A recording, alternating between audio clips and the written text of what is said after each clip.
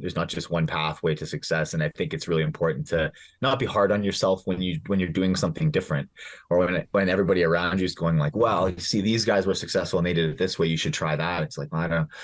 Try it for a bit, sure, try it on, see how it works. But if you don't like it, take it off and try something else. And I mean, if you don't like it, like it doesn't jive with you mentally or physically, it's really causing some challenges. Sports are hard. Like if it's hard, if it's just hard, then sometimes that's fine. Like things are hard. If you're gonna set any kind of goal, it should be hard.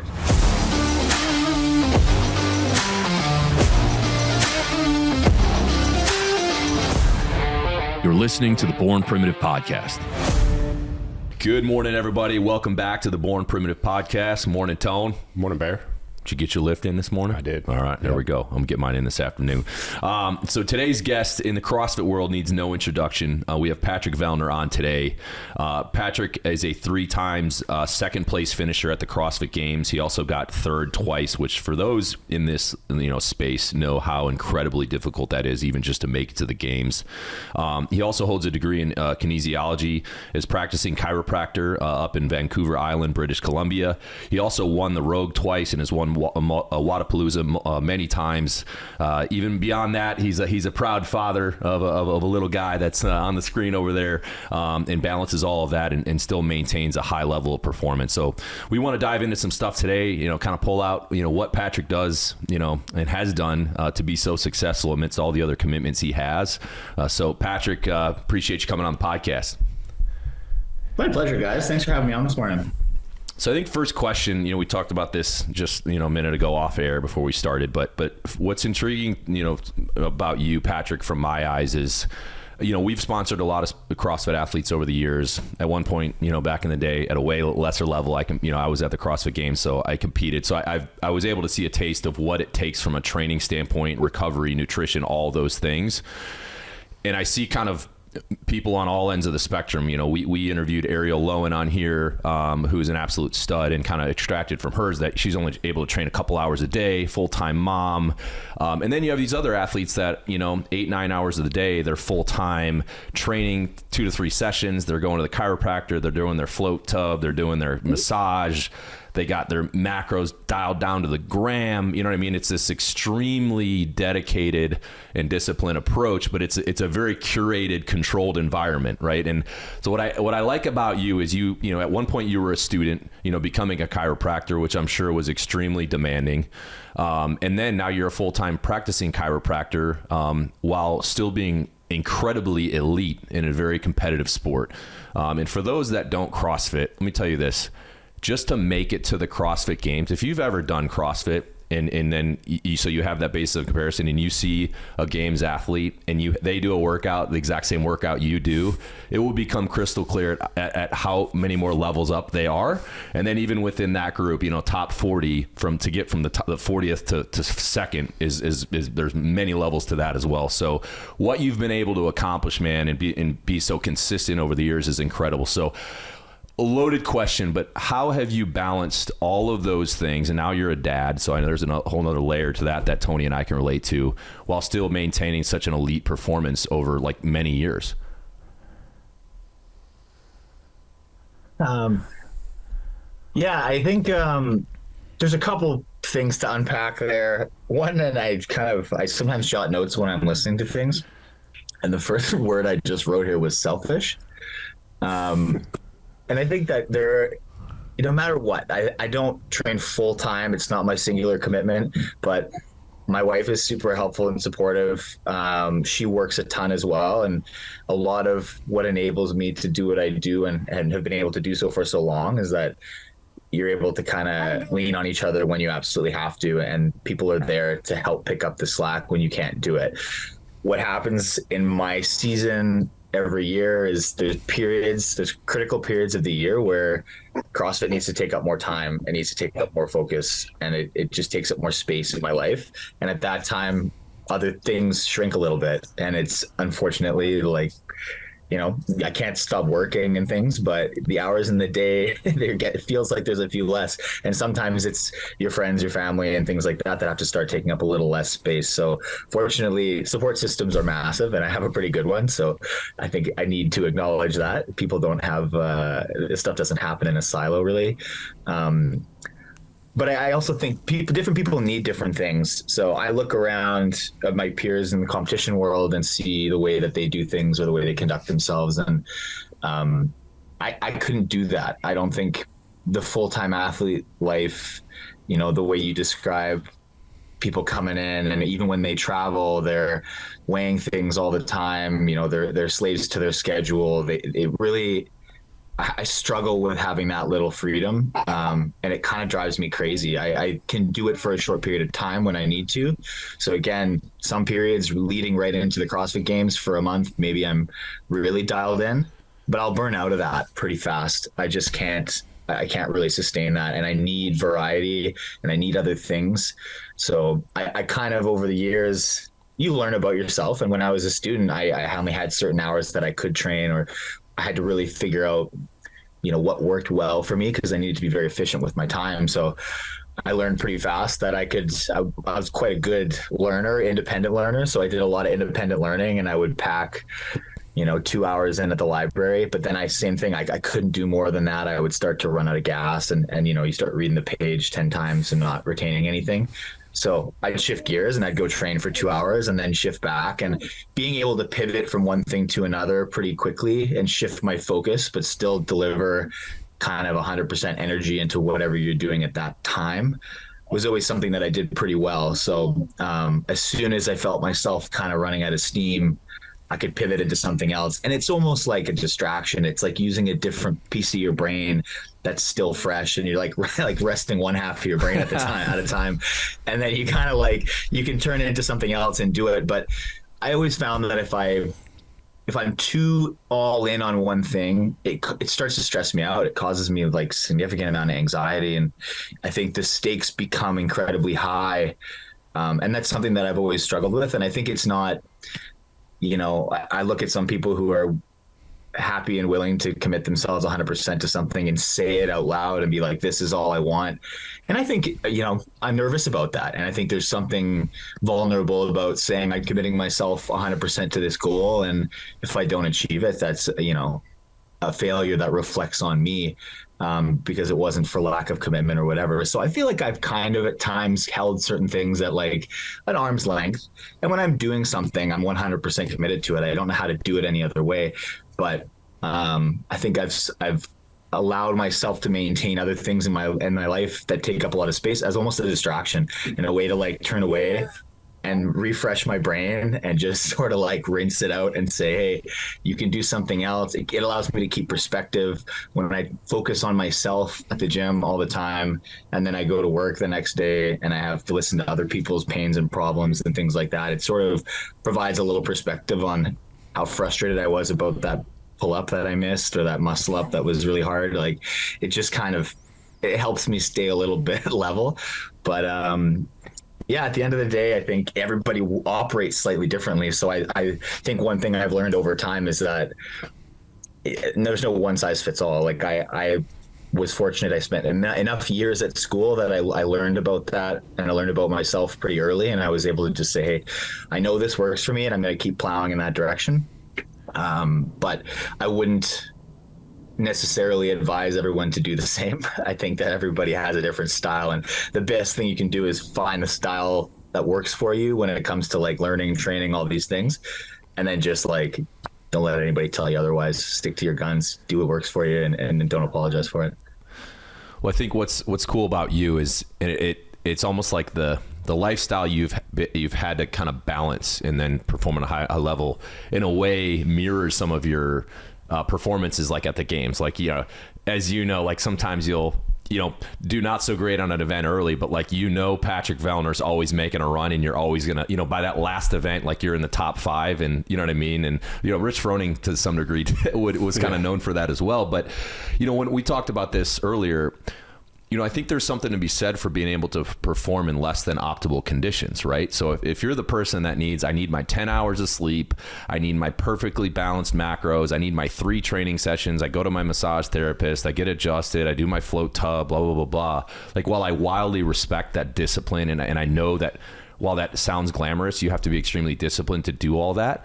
A lot of those people, in my eyes, the second adversity enters the picture, they're rattled more than a guy like you would be, because you're kind of just rolling with it. And you're also being very intentional with your time. And I think that's hopefully a takeaway for the viewers, is like, we all have many commitments in our lives. And as long as you're intentional about the task at hand and in the moment, you can get a ton done, even though, then you got to turn that switch off and go to the other thing. And as parents, of course, we have to learn to do that as well. You got to be able to shut work off or whatever it is and be present with your kids. So it sounds like you, over the years, have been able to develop the ability to be very intentional in the moment you're in what you're doing. But I love, when we interviewed Ariel Lowen, the year she made it back to the games, it was almost a fluke. She was just doing the noon class every day, right? And she ended up being top 5 in the world this year. She's the fittest American. She upped the tempo up a little bit, but it's just interesting because I think for a while there, from my optic, there was the acceptance that in order to be an elite CrossFit athlete, you have to do that. That example I was providing sooner, but you and people like Ariel are like classic examples that you don't really have to do that. Of course, you still have to train hard, but you can have a life outside of CrossFit and still be an elite, level athlete. So, I think that's what makes Patrick, and Ariel was the same way, much more relatable, in the sense of, like, you hear people talk about individuals like Kobe or Tiger Woods, and it's like, that's what it takes to be successful. And it's like, yeah, for a very unique personality that is almost just overly obsessed with a goal, yes, that may be the case. But as Patrick said, like, there isn't one size fits all for this. And I think, like, teaching people that you have to be overly obsessed and singularly focused actually may be a detriment, because it kind of blocks out reality in a sense. And then you kind of create, and we've talked about this on the podcast, you create all this lateral destruction because you were almost overly selfish and narcissistic about this one thing that you wanted to do, and you didn't account for the other 10 variables that were kind of tracking with you along the way. So yeah, it's really refreshing, and I think that's a great answer to say, like, hey, this is how I did it and it works for me. But each individual is different, because it even I coached some youth sports for a while, and to see everyone wanted to reference like the Tigers and Kobe's, and it's like, guys, that's such an outlier. Like, to coach to that is actually a silly thing to do, especially for like 8-year-olds. The problem is it's not really publicized how many other bodies there are along that path. Exactly. For every one of those that makes it out, like the emotional bandwidth and emotional control it takes to be that singularly focused on any one thing and put like all your eggs in that basket, it can destroy people. And I think we're seeing some of that damage right now, even in our sport, right? Yes. We're starting to see more of it, and I think people are more open about it. Does the little guy want to get some screen time? Yeah, he's showing me his book. Dude, we can totally relate. Trust me. Yeah. I've tried to do a few Zoom calls at home with my daughter, and I try to like bribe her into doing her thing, and it's it's a ticking time bomb, man. We've had a lot of kids varying and degrees of success. Yes, varying degrees of, and I've tried to do different tactics to different levels of effectiveness, I mean, people are more open to talk about it now. I think in sports in general, athletes are having mental health is having a bit more of a moment. And I think it's interesting to see. And, that's sort of always been my strategy, is I can kind of identify when I can't do it anymore. And I think it's important to have something you can pivot to that you enjoy that doesn't have to do with that world. Like, and it doesn't matter what it is, like, go knit, go whatever, like play golf, do something that just takes you away from that world for any amount of time. Cause it's just going to do you a lot of good.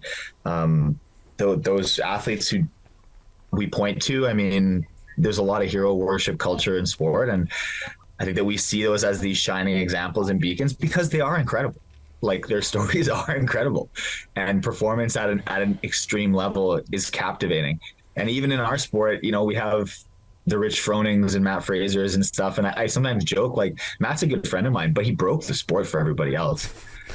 Like, it's hard. It's hard to follow that act. And the expectation now, even if you're exceptional, like, I have had an exceptionally good career, but it's still light years away from what somebody like Matt did, right? And so if that's the level that everybody is held to, like it's challenging. Like you're never gonna live up to that, or everything you do that's like a breakthrough. I did so amazing here. This was really awesome. Everybody compares it to this impossible standard. So it's like even the consumer is saying, well, but like Rich won 4 times, and it's like even if you win the CrossFit Games, it's not good enough anymore, right? And that those guys, then you look at that and say, well, what did they do? Oh, well, Rich was quite famous for training really, really high volume. So now all the young guys who come into the sport, it's like, what you got to do to be successful? You have to train super high volume. You've got to be so focused just on that. And then they do it for 2 years, 3 years, and they blow out the back of the sport because they just can't do it anymore. And I think it's harder for, even at the time when guys like that and guys like me got into the sport, I competed pretty high level careers in 2 different sports before I ever started CrossFit. And I think you build a certain amount of resiliency through sport because there's just more repeat exposure. CrossFit as a sport it's awesome, but we only compete like, if you're good and keen, you might take the floor 4 times a year, 5 times a year max.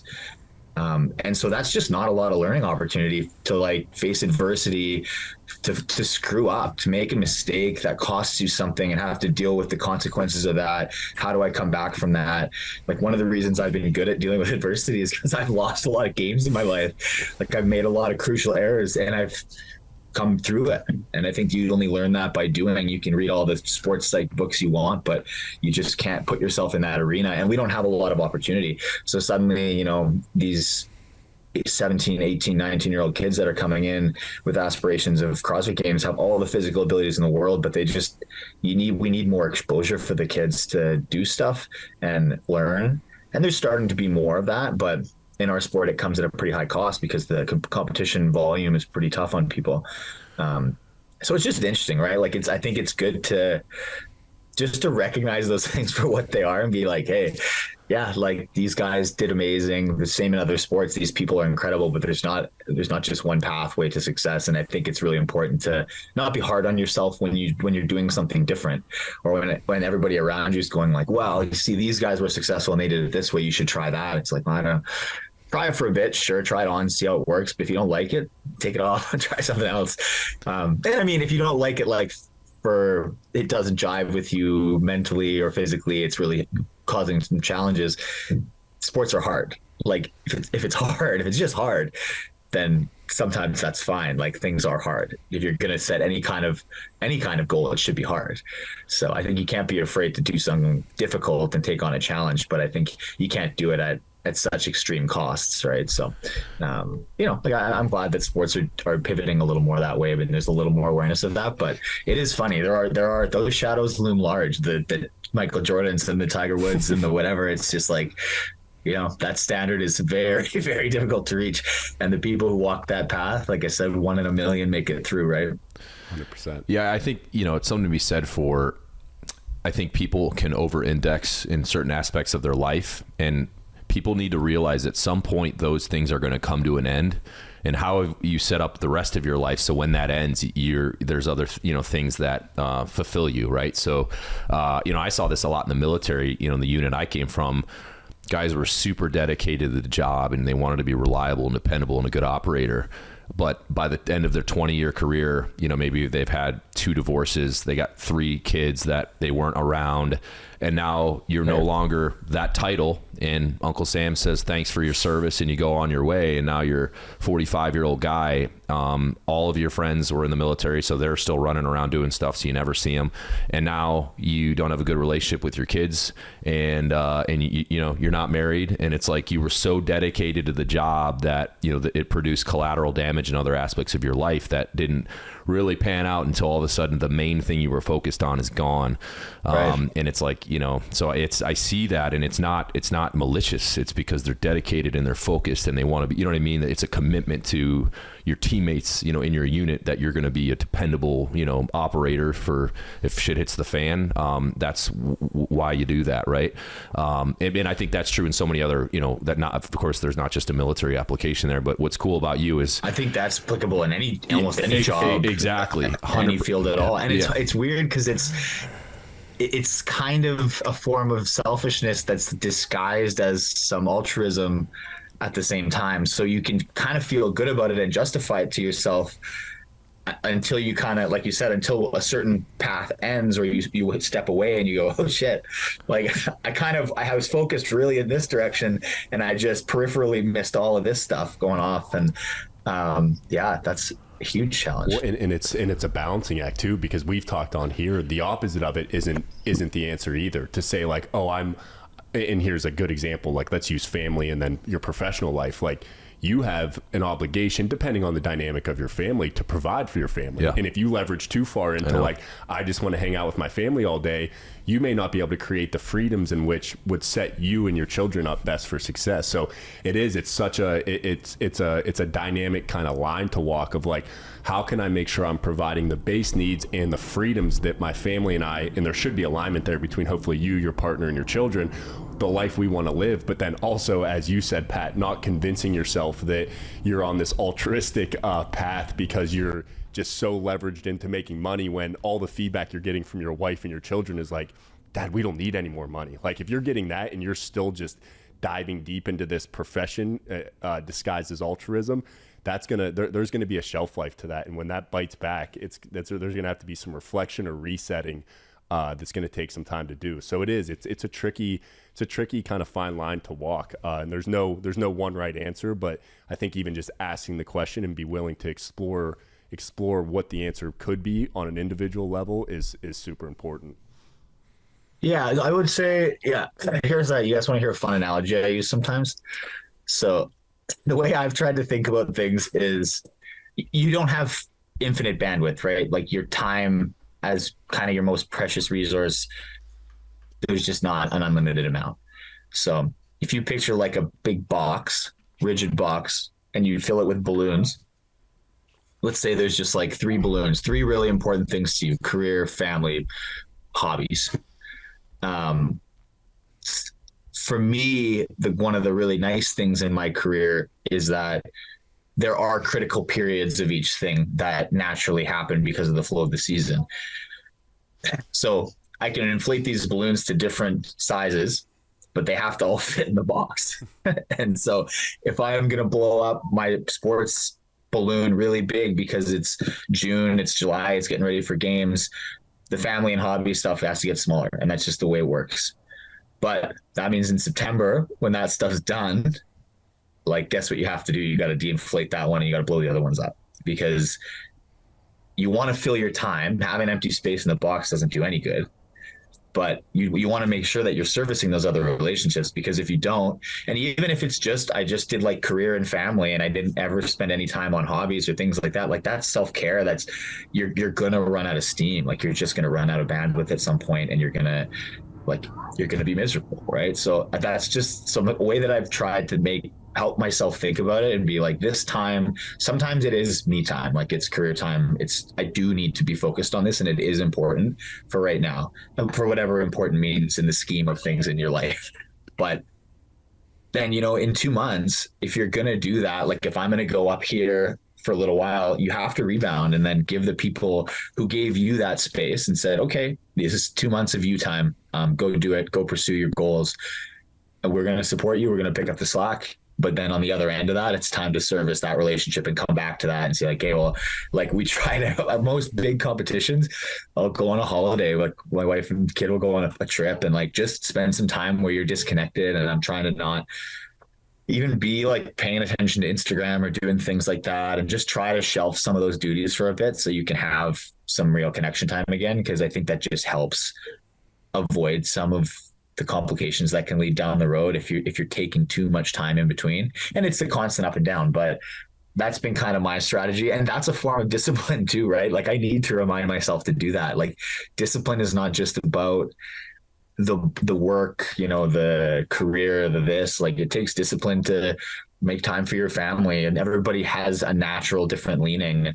And I think it happens by habit. So if I'm spend 6 months focused on myself, focused on training, suddenly when it feels like, it almost feels like work to be like, I got to go, like we got to go for a hike or go for a walk or spend some time, because that just hasn't been your normal direction you've been looking for a long time. So just something that you can use to like tap yourself and remind yourself like, okay, it's okay to have me time. It's okay to do this. Like, that's totally fine. Just your goals, live your dreams. But if you want to have it all, if you want to have a family life and you want to try to live a pretty balanced life, you have to make a deliberate effort to then spend some time in the other direction to preserve that, because your friends and family won't wait around forever on you. Yeah, that's so well put. And that's what I was going to say. It is a dynamic thing, and it's always evolving. But I think even honestly, just having this conversation for people listening, reflecting on it, that's the first step. You're way more self-aware than most on just knowing that this concept exists. And if you can be deliberate on knowing those kind of shifts and phases, that sets you up success to at least take a swing at balancing it. And it's never going to be perfect, right? We're always going to be refining it, but very well put. So I want to shift a little bit to kind of the state of CrossFit right now. I had Dave on. He was actually our first guest. He was like episode 3. Yeah. It was a great episode. He was super open about everything. But we were born in the CrossFit space. That's how I kind of came to love the sport. I was competing in it to get ready for the military, and was able to get out to the games in 2013 before I joined the service. So, we're still very immersed in it and still train that methodology, and I love it. We go to the games every year, of course, as vendors, but we'll sneak into the Coliseum and watch some events. So I've been able to witness since 2013 kind of the evolution, and I wasn't there in the OG days, like 08, 09, whatever, but I kind of felt like I joined. You want to hear something terrible and terrifying? Yes. There's a lot of people I meet now who will say, "Oh, Pat, I love you. You're an OG, man." I'm like, oh shit. And when did you when was your first games appearance? What year? 16. Okay. Well, team in 15 and then individual 16. On. Okay. I feel like I'm like third generation almost. Yeah. Like the OG like ranch era is like the Spieler era, I'm like, oh dude, I'm not, come on man, I'm not the Holmberg and Spieler. Yeah, right. No, I'd say that's fair. But in 2013, 2014, and from my optic, and I think Dave validated this. He wasn't like, he acknowledged that was kind of from a lot of viewers the glory or the golden years, right? It was out in Carson. You had your Saturday night workout, fireworks, like it was electric, man. And the Coliseum still is. And obviously, as it goes to different sites, we'll see, if the magic is there. But obviously, when it hit, there were some organizational mistakes that Dave acknowledged that, were just kind of obvious. Like, why would you delete an Instagram account that had like 2 million followers and that's all your content? Firing the media team, all these like weird decisions they made. And then COVID happened, so that didn't help either. And I feel like right now CrossFit is at a little bit of a crossroads. And as a brand that is endemic to the space, we of course are stakeholders, because like we want the sport to succeed, and so many other brands do as well. And like I've said this multiple times, we wouldn't have built what we've built without the meteoric rise of CrossFit. We rode that, we got in. It was like sometimes better be lucky than good.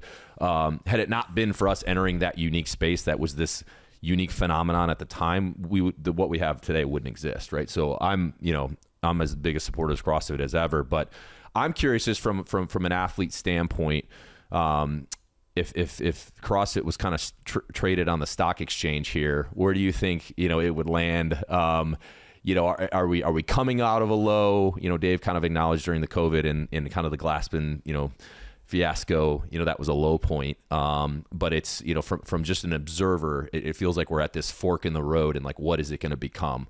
And just curious your take. And obviously I'm rooting for, I love CrossFit. I think the games are awesome.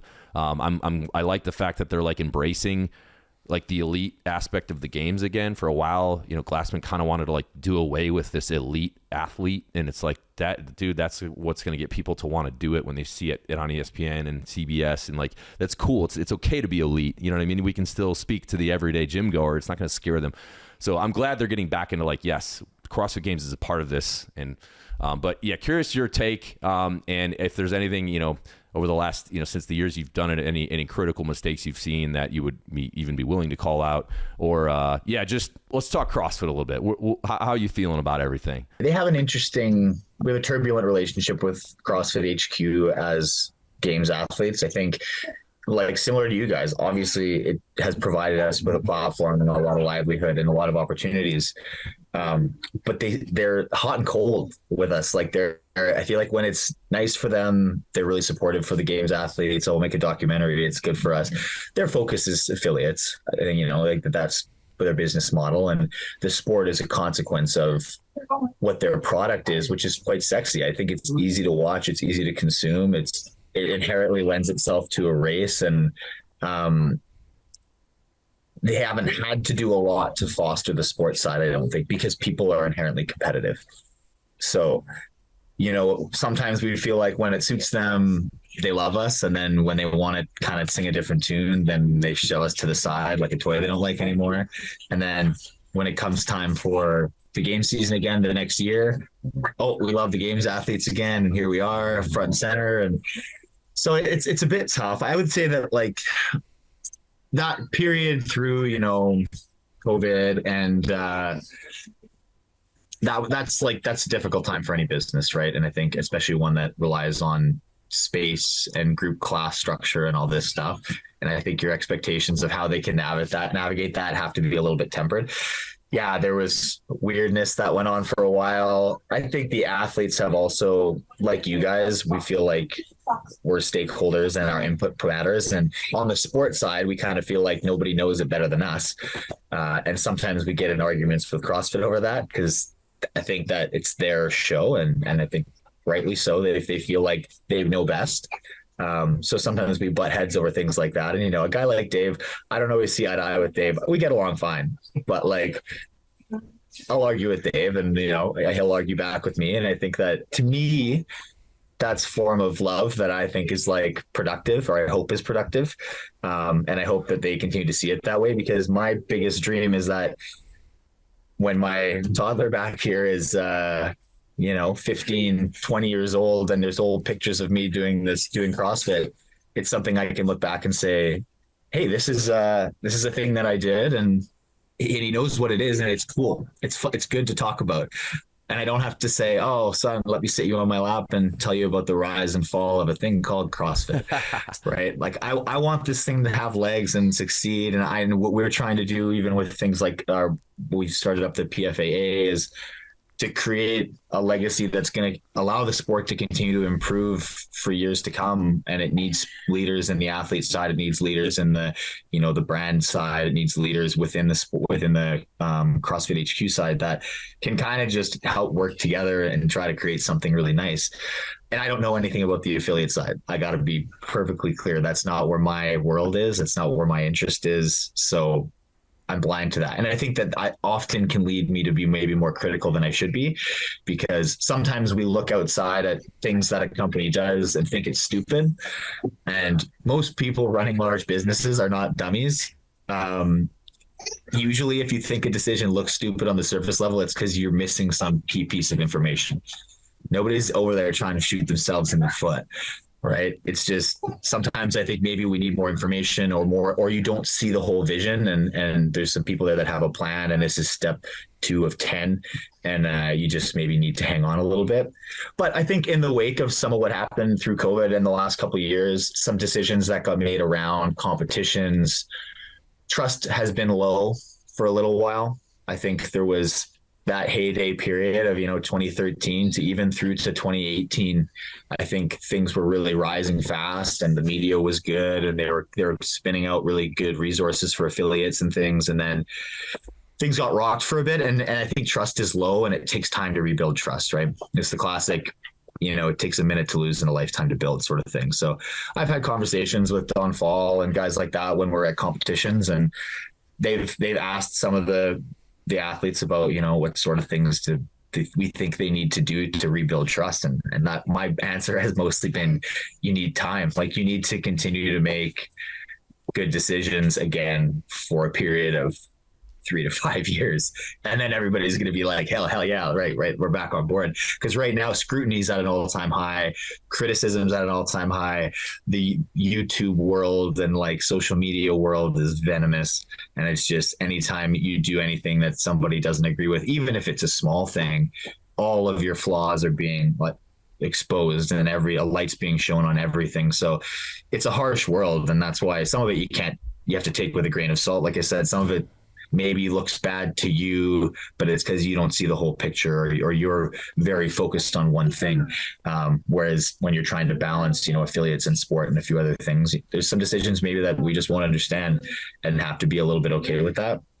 One thing I'm happy with is that the sport continues to live and thrive outside of CrossFit and CrossFit Games. There are large events like Wadapalooza and Rogue and things like that operate and do a great job. And so even when things with CrossFit HQ are feeling a little turbulent, that there's at least proof of concept that there's future elsewhere, and people are still enjoying it and consuming it outside of that space. So again, we've grown out of the CrossFit Inc. ecosystem a little bit, which is nice. But my world is all focused on athlete stuff. I have a very small lens in the whole scheme of things. And, we see things like last year in the semifinals, they forcibly withdrew a couple athletes, which was a bad look. And that sort of thing kind of erodes trust. There's been equipment standardization problems that feel like they should be, easily foreseeable. And I think this is sometimes just when it's your area of expertise, sometimes they'll announce like the sled fiasco last year at the semifinals. I don't know if you tuned into that at all, but I could see that coming a mile away. The second they announced that sled, I was like, that sled is going to be impossible to standardize. Every lane is going to be different. Yep. And sure enough, it was just like sleds are every time we do them anywhere on any surface. We're like, dude, we're like, yeah, you just have to be aware of that and avoid it. Like pick another piece of equipment. Broken right now. Yeah, I think so there's some things like that we're just like, yeah, I mean, why do it? Why put yourself in that situation? It seems silly, right? Well, so, even honestly, from my perspective, and I'm kind of from the old school camp, but like some of the programming, like the movements are just ridiculous. Like what do they do? Like crossover double unders or something like that with the jump rope, and it's like, all right, what are we at? Like the elementary school jump rope show that we did when we were in 5th grade. Well, so it's like these are the most elite. The problem with that one too was it wasn't even the movement. Honestly, I'm like, you can do that, sure, but the first time we did that was in an elimination style event at the games. Yeah. And there was no screening for the hand movement. So the movements went single unders, double unders that had to be unbroken, and then crossover double unders. And you cut down to 5. So at no point are we trying to filter out who can even do this skill. Yeah. So you could get to the top 5 yep. and have no idea how to cross your arms. Exactly. And they also didn't ever notify us in any way that we would have to do that. And the speed ropes that we use are no good for doing that. They're terrible. Yeah. And so everybody who's on the floor was like, I can actually do those. I was in that top 5. I could do those, but not with speed cable rope. Yeah. You would have swapped your rope. They send us out there with the wrong piece of equipment and then do a poor filter for that. And then also there's a lot of that workout had legless pegboards, which is a new movement. There was the first time we did the new pistol standard all on one leg, which is a new movement. Handstand pirouettes, which is a new movement. Crossover double unders, which is a new movement. Super hard ownership on judges. Yeah. And then they did it in a 3-minute time window elimination where you can't really appeal because they're running an elimination right away. So like they had like 60 appeals for that one event alone. And it was like you couldn't do it because they have to make an elimination. By the time the appeal gets submitted, the next heat's already on the floor. Like, sorry, you've been cut. Like that kind of decision-making process, like who looked at that format of that event and said like, genius. Like I could have pointed out 10 flaws in that thing and been like, this is going to be way too hard on your judges. They've never judged these movements at game speed, let alone at sprint speed. And like, there's going to be counting issues that are going to cause problems. There's going to be all this. And it's just like, that's setting your team up for absolute disaster. Totally. So I think there's got to like, you have to have a little wisdom around that. I mean, drives me crazy because it's like every year there's almost like, all right, I feel like they almost feel like they need to like, it's this mystery and they have to unveil this new skill out of nowhere. And that, that's been pretty, steady over the years. Like in 2013, when I was there, Dave released the legless rope climb. We had 15 minutes in the warm up area, and then you had to go into the tennis stadium and do it. Right. And then it was the first year they released the worm. It was wood, and it was made of rope, but that was the worm, and we're like, oh, right on. We got to figure out how to carry this thing as a team.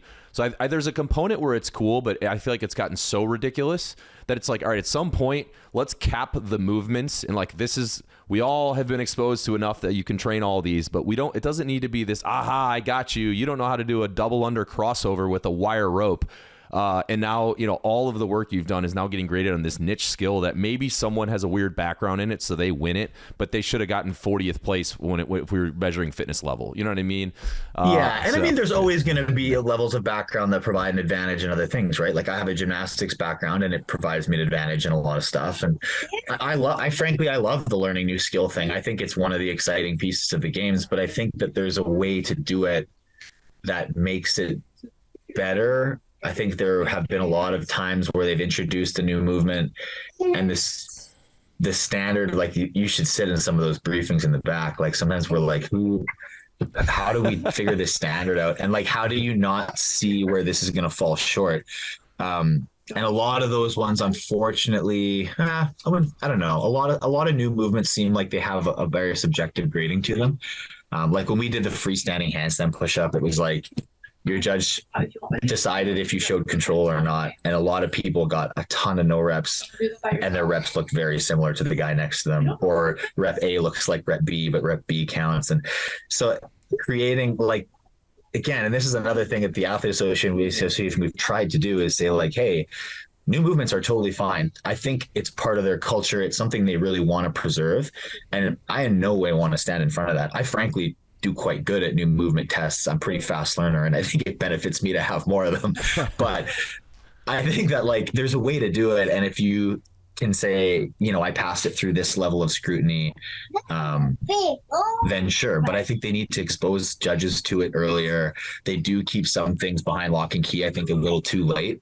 And then they do this big reveal. And then, like you're saying, it's like, okay, then they take us off the Coliseum floor. We sit in the warm-up area. They brief it.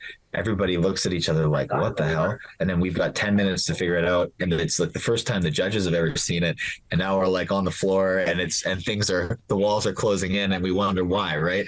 So I don't know. The more objective the movements can be, the better. I think trying to remove subjectivity wherever you can is really good in terms of helping judges do their job, in terms of creating a fair test.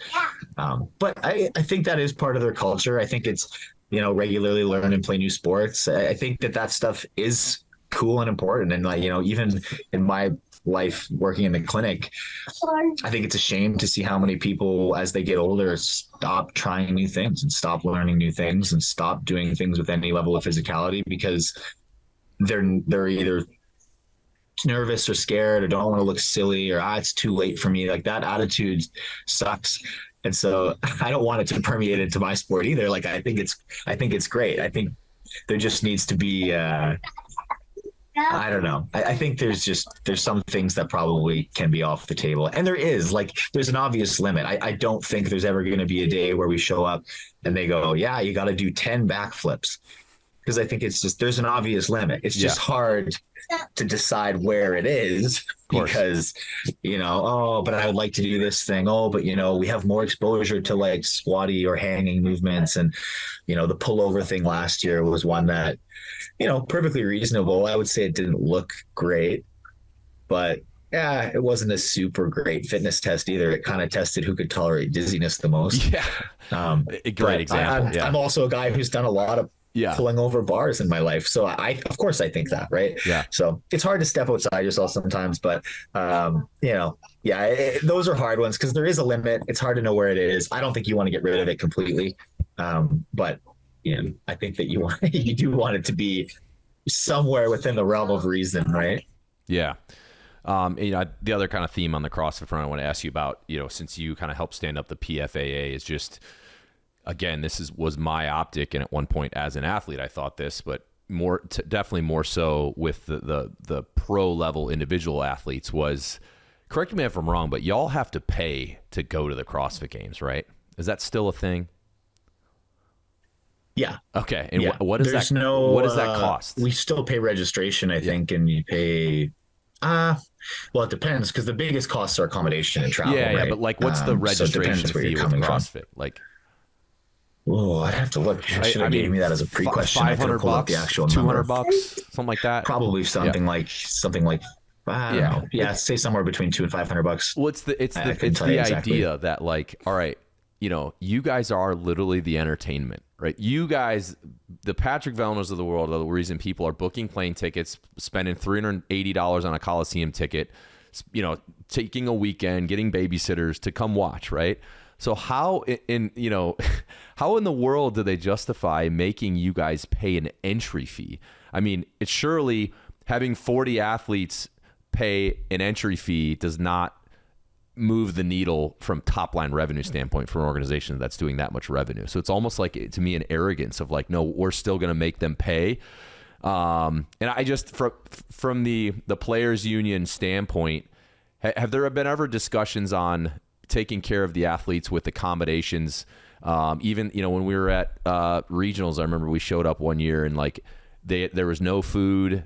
We were in the stadium in Cincinnati, like the college basketball stadium. So they only had like concession vendors that sold pizza and cheeseburgers. And they said food was going to be provided in the athlete area as it was the year before. And we showed up, and guess who was sponsoring the food area? Nuts.com. And it was like a bunch of salted almonds and like a water jug. And they're like, this is your food. And none of us planned, because the previous year there was like sweet potatoes and raspberries and chicken. And like you could just eat in between heats, and like you could, keep your calories up the whole day. So we rolled into 2014 and it was nuts.com with the old sponsorship. I still joke with my old teammates. Good plug. Yeah. Good plug for Nuts. Shout out nuts.com. I mean, those salted almonds were unreal. I will give them that. But there's only so many salted almonds you can eat before you go in. I'm eating a pizza and a salted almonds. But anyway, I always thought that was ass backwards from my optic. And then the last thing I'll say on this is the fact that as a games athlete, you've always been required to wear a certain brand's apparel. Is really limits a CrossFit Games athlete's ability to monetize their value to sponsors, because that is the biggest moment of the year. And you highlighted earlier that like there's only a couple times in the year you compete, right? So the CrossFit Games is the biggest one. So from like a Born Primitive standpoint, we have these athletes approach us and want us to sponsor them. I'm like, guys, let's break it down. You're going to get exposure at semifinals, Wadapalooza, maybe, and I have an issue with that because a lot of the athletes wouldn't compete at Wadapalooza, and I'm like, all right, so you're literally going to compete twice in a whole year? Like, why would you not go to Wadapalooza? Why would you not go to Rogue? Oh, my coach says I have to peak and this and that, which I thought was complete crap. That's for another topic. But then it's like, how other than social media, which has become harder and harder to monetize because of the reach that you can achieve on there, you have to wear Noble, you have to wear Reebok. So have you guys ever brought that up as far as, from the PFA standpoint of like, hey, we need to be able to monetize better? Can you stay here with you in just a minute? There he is. It's a complicated conversation because, where does the money come from, right? And so 2 years ago and the year before that, I think maybe 2022, 2021, at semifinals, the prize money for all of the individuals and teams was 100% funded by the registration fee of the athletes. Okay. So, if I show up and I win the individual, I can thank all my fellow competitors for paying my prize money, which was small, but like all of the prize money was funded exclusively by that, not subsidized in any way by CrossFit or any other sponsorship. So that's light in my face. That's a huge challenge. The games, the apparel thing, that I as you guys who operate an apparel company, it's huge frustration for sure, right? They've become more relaxed around Perry Games stuff. Like if I'm walking in and out of the site and I'm wearing my tier hoodie or my whatever, they're better with that now. For a long time, they were like, didn't want to see any other logo on site, period, end of story. But even the shoe freedom now and stuff like that is better. I think to them, it's a question of like sharpness of product, like the imagery on the floor when everybody looks pretty much the same and it's a matching uniform. I have to agree. It looks nice. Yeah. Compared to how much more of a spray it would be if it weren't. I do think there's probably a world where, take for instance what many brands do already, where they say, okay, well, we're going to make a Games Edition colorway for our shoe this year. So when everybody sees your Born Primitive shoes on the floor, they know that they're that. Like they've got a specific. So then you can almost pick all the Born Primitive athletes out of from the crowd. You're like, oh, I see that shoe there. Everybody does that already. And if you had a similar colorway for all of your gear, all that would end up happening is you'd still only have like 4 or 5 different color combinations on the floor, but they'd be like, oh, that guy's a Reebok athlete, that guy's a Tier athlete, that guy's a Born Primitive athlete. So you could still probably maintain that sharpness, but it might take those brands being like, hey, we got to commit to something like this. Yeah. And what are you doing? Sorry, I'm slightly distracted. What was my other point on that? Sorry, you guys ever wrestle? I'm the youngest of 3 brothers, so yes, we wrestled our entire life. I grew up wrestling. I saw a joke the other day about how a toddler suddenly becomes like an elite level wrestler as soon as you're trying to they're just sprawling, so they can squirm better than anybody you've ever seen. Well, their spines are like slinkies, man. Like they can, and then they're crazy strong for being 35 pounds. It's insane. That's what I mean. It's like, what are we even dealing with? We always laugh. Can you, my fiance and I were saying, if I did one day you fell the amount of times with the aggressiveness that a toddler falls, you wouldn't be able to move for a week. Yeah. Like we watch our 2-year-old and it's unbelievable. She fell off the top of the damn couch the other day and just pops right up, cries for 8 seconds. Well, in terms of relative height too, right? Yeah, that's like a 6 foot fall. If you just moved 1-to-1 as much as they do, it's crazy. I know. It's nonstop. Well, yeah, and the other thing about the registration stuff is it's such a hard conversation to have, because even we talked a bit about how to create a structure if we were going to get sponsorship, or let's say the PFA gets some major sponsorship on board and we start paying or charging a registration fee, and we use some of those funds to subsidize travel costs for people. That would be a dream scenario. It would be amazing. I'd love to be able to do that. But then you're presented with unique challenges like, okay, well, how much do I really deserve to be subsidized coming from Canada compared to, Ricky coming from Australia? Yeah. Compared to whatever, who swallows up those costs, and do they inherently, are they paying more into it? Are we all paying the same amount in and somebody's pulling out 10 times as much money? It's hard. That's hard when individuals are funding it. I think it becomes easier if it's a big company saying, hey, we stand for athletes, and if it's just to them, it's going towards athletes. I don't care if this person takes up this amount. Do you do it geographically? Anybody coming from North America gets this amount. There's companies doing it. Rogue does that for their competition. They have a travel stipend. And I think anybody from coming outside of North America gets a $2,000 travel stipend for them, and they pay for their accommodations. That's awesome. So that's awesome, but they're a smaller scale. It's only 20 people basically, or 40. Yeah. So, and I think that they do it at a loss. They do it because they're trying to support athletes and do things in a new and different way. And that's awesome to have people who are able to be leaders like that and see if we can try to find a way to make that work, because it is crazy. I think the hard part at the games is it's a lot of people work a long time to try to get to that level, and that's their dream. So if I've got to travel from Turkey to make it there, they're going to do it for one time, and they're going to collect all their gear and their kit and whatever. And they might dump 15 grand to do it. And only for years, they only paid out the top 10, I think. And then recently they dropped it down a bunch more. And I think now you're guaranteed payout all the way through, but it's pretty small at the bottom end, but it's something.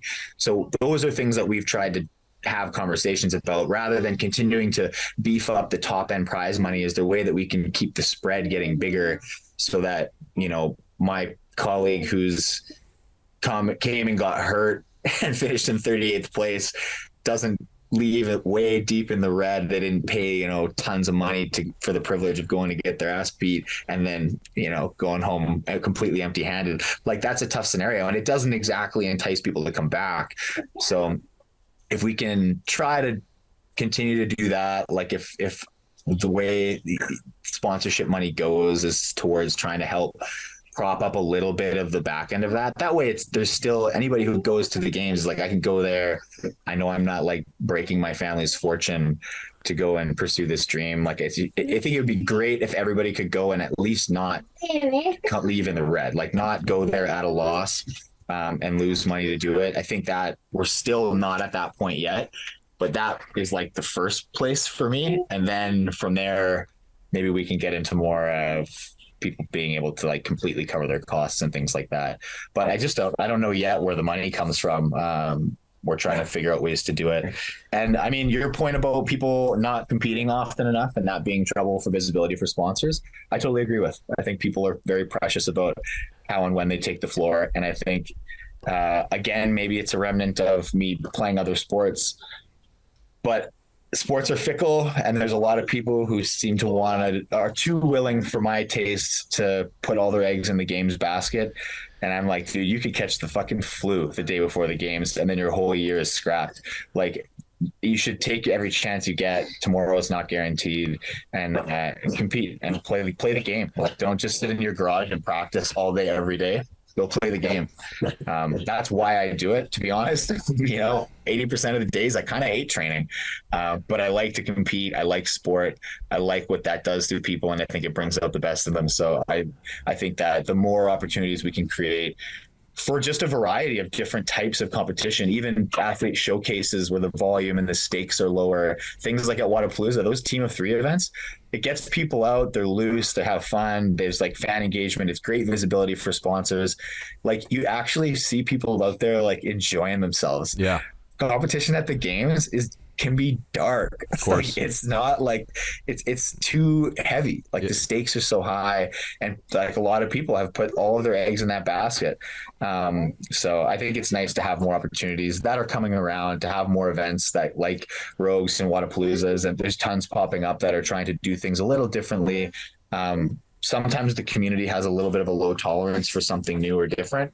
We're really used to seeing an event. For example, Wodapalooza this year, the individuals ran only 5 events, and were heavily criticized for like, this wasn't a complete test of fitness, But like, who cares? Yeah, like, I agree with that. Go there, test yourself with whatever the test was. Like, I went and competed there, 5 events, one of them being a max lift, one of them being a swim.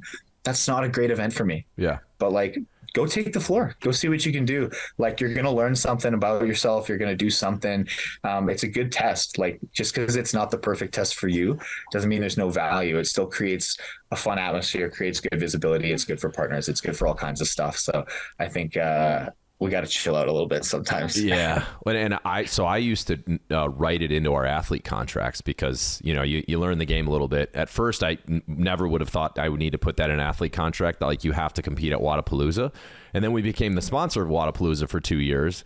And our main athletes, like, January would roll around, like, all right, we ready for what? Oh, I'm going to pass on Wodapalooza this year. And it's like, all right, we're the title sponsor and, or, the apparel sponsor. And you're like, there's that in semifinals. And so I moving forward, every time we would renew a contract, I would negotiate that. And their agent would always like say, that's a no, like, we will not sign that. And I'm like, why? And they're like, oh, because their coach says they need to peak at the right time. And I'm like, what coach says it's a bad idea to not get real game reps in the arena to test themselves? I don't buy the season isn't really in August, right? And it's 5 days long. You're telling me on January 18th of that year that you have this perfectly choreographed like chart of when they need to peak, and it starts in January, and they can't go compete for 3 days in Miami. Like, I would get so fired up. And if you're an agent listening, like, you're wrong. I was right. That's such a dumb approach. If a coach is telling their athlete not to compete to get a real game rep when there's no other game reps you can get other than Rogue, and you got to be invited to that, you guys are looking at it all wrong, right? Make that so it's just I'm on your side on that one. I think also there's sort of two camps of athletes. If you're someone who the open really matters for, you're like trying to make it to quarterfinals or something like that, but your season really at best is going to end at semifinals, then go have fun at Wodapalooza. Like, I don't know. Like, and then it doesn't really matter that much. The open is like, either way, you're going to be fine for the open. It's one workout a week. If you can't get if your coach has you training in such a way that your body can't be prepared for one workout a week, something's going on in there. Like your workout in January, competition in January, it shouldn't affect 3 workouts in March. And if you're someone whose semifinals is your season or hopefully games, January is really far away from that. Exactly. You should be fine. Yeah. Like my off season, because I'll go games, road, Wodapalooza. Like my off season doesn't start till now. Like after Wodapalooza, then I get some off season. I get to do some actual low stress training, and I will do that through the open, probably through mostly quarterfinals, and then start to really like ramp up for semis and take that more seriously, because you have to. If you're not good at semis, you won't go to the games. People are too good now. Yeah. But yeah, like I think there's a little too much. People are a bit too precious about that, and there's a limit. You don't want to be like, oh, every weekend I'm competing for like 10 weeks, but yeah, like 5 months apart, 4 months apart, like, yeah, you're fine. Get out there. I think it's, if you expect, this is why it's a partnership, right? If you expect sponsors to be there for you, you kind of got to be there for them too, right? Exactly. So I mean, yeah, show up, have some fun. At the very least, you got to be there and be at the booth. And people are just like, I don't know, go to Wodapalooza, do the team. Like if you're worried about have fun with your body up, go do some other sides of the competition, like run some community workouts, do whatever. Like there's a lot of things you can do at a competition like Wodapalooza. So I don't know, I agree. I think people should compete more. I'm amazed that, to be honest, a lot of my peers have the drive to stay in the sport as long as they do with as little as they compete. Like I wouldn't be able to do it. Yeah. If you told me that I could only come out of my cage once a year, like I'd pick another job. Like it's just like, that's not, I have no interest in that. Right. Like I said, I want to play the game. That's what I'm there for. I do the rest of the stuff so that I can do that. I like training for sure. Like, don't get me wrong, but training for competition is not like, it's different. So I think that there's a different level of like even just emotional investment and wear and tear that goes with it. So, more events like that will be a good thing to just help people get out. I like the trend recently of stuff like the Team of 3 thing, some more athlete exhibitions. I did one in London in December that was like teams of 6. They did a draft, they put together a fun team, and that stuff's just fun. It's low stakes for the athletes, and they'll go do it, and they let their guard down. So it's good for sponsors and it's good for whatever. There's no emotional wear and tear. Yeah, totally agree, man. Well, last question from my end. I want to just get your take on, obviously when you look at human performance, I see it as a wheel. You got like recovery, you actually have putting in the work. And I would say like, there's a nutrition and, of course, sleep is rolled into there. So I guess on the recovery side, given the fact that you're a chiropractor, what is like, if you could give us your biggest takeaway from the nutrition standpoint and then a recovery standpoint, whether that's, deep tissue, anything like that, over the years you've been doing this, what's one takeaway you would give to the listeners? It depends a little bit what you're looking for. If you want to feel good, or if you want to like make more progress, because they're kind of two different answers.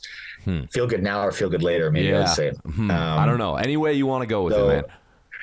Nutrition wise, I think people need to realize that your diet, the single most important factor in a good diet is adherence. And so going up and down this like binge and purge type dieting is just, it's too much. Every diet can be very effective for a short period of time, but the only one that's going to make any meaningful difference is one that you can do across a long period of time. So, when we look in the diet world academically, all that matters is what you can sustain. If it feels like work to you, you better find a new diet. Yeah. If you're happy doing it and you feel pretty good, then you can make small changes, small adjustments, but the really big swings are very unlikely to work well for you over time. Eat more whole foods. Don't stress too much about supplementation. That's kind of the last prong you should be worried about. Yep. Eat well, sleep well. Try to live with a little less stress if you can. Find stress relievers wherever you can. But adherence is important, so don't make your diet feel like a lot of work. In body recovery world, so deep tissue like body work stuff is terrific. It's a bit more of a feel good now situation. I do a lot of that work with patients, and the conversations I usually have with them is like, hey, in the office, here are the tools that I can use to help you feel good for the future, to get this problem solved, to stop it from happening again. We're going to give you some education and some tools so that you can do homework that's going to make you better for the future. Like the way you bulletproof yourself from future injury is with active work, rehab, even to build better range of motion, to build better stability, all of these things. We want a quick fix. And I'd love to be able to tell you like, hey, I'll crack your back and then it's going to change your proprioception and this and that. But it's not really the case. It's like, it's going to make some things will make you feel good right now for the next day, maybe even a week if you feel you're really lucky. But trying to build into your regular exercise programs a little bit more core work, a little more active mobility, building those things into your routine is like so valuable. It's just people don't want to do it, myself included. One of my rules that I have for myself right now is that in the evenings when I'm done all my stuff, I can watch as much TV as I want, but I have to be doing some form of physical care while I do it. So whether I roll the mat out and I'm stretching a little bit, even something as lazy as I get the massage gun out, I pump it on the shoulder a little bit, but I have to do something. So I have a lot of tools that are lazy man tools. And if I'm feeling lazy, I'll use the massage gun. I can do some tissue scraping. I can do some things like that are very passive.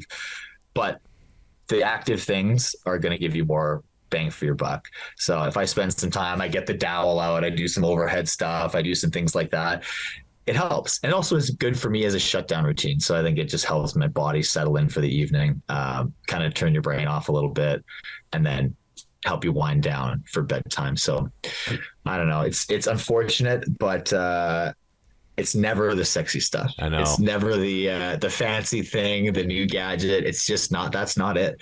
Eat well, sleep well, take care of your body, move it regularly, be good to it. That's just, it's as simple as that, right? Yeah, no, that's so well put, and that's the stuff none of us want to do. And even at going to that's the thing, right? Nobody wants to hear it. Going to the gym, I do my kind of weird warm up. I'm doing the same warm up since the college football days, and I've added a few other things. But I look around, I'm like, am I the only one here that fucking warms up? Am I the weird guy in the corner doing the stretchy bands and the high knees and the quad to toe touch? Like, I think I am, because I literally don't see anyone warm up at the gym. But well, cool, man. Well, hey, I know you're a busy man. We appreciate you coming on. We'll absolutely be rooting for you in the upcoming season. I know it's about to kick off here pretty soon. So appreciate your time, and thanks for sharing a little bit of that knowledge, and just mad respect, man, for what you've been able to balance being an elite athlete for so long. But unlike some of the people you compete against, you got a full-time job that's a pretty prestigious job, and full-time dad too. We know how much that commitment is. So appreciate you sharing some knowledge, man, and wish you all the best. Yeah, of course. Thanks for the time, guys. Sorry about a little bit of the toddler interruption. We get it, dude. We've all been there. We've been there. Get it. No worries. Also, Bear, I like the hair. I was gonna say I didn't even recognize you almost at the start because I haven't seen you with the big hair yet. I'm making up for lost time from the military days, so we'll see how long I go with this. But yeah, so far. Did we lose you? Awesome. Oh, cool. We still got you. I got you. Yeah. All right, buddy. Good luck with everything, and maybe we'll see you at the games. Thanks, Patrick. Yeah, for sure. Don't be a stranger. All right. Later. See you guys.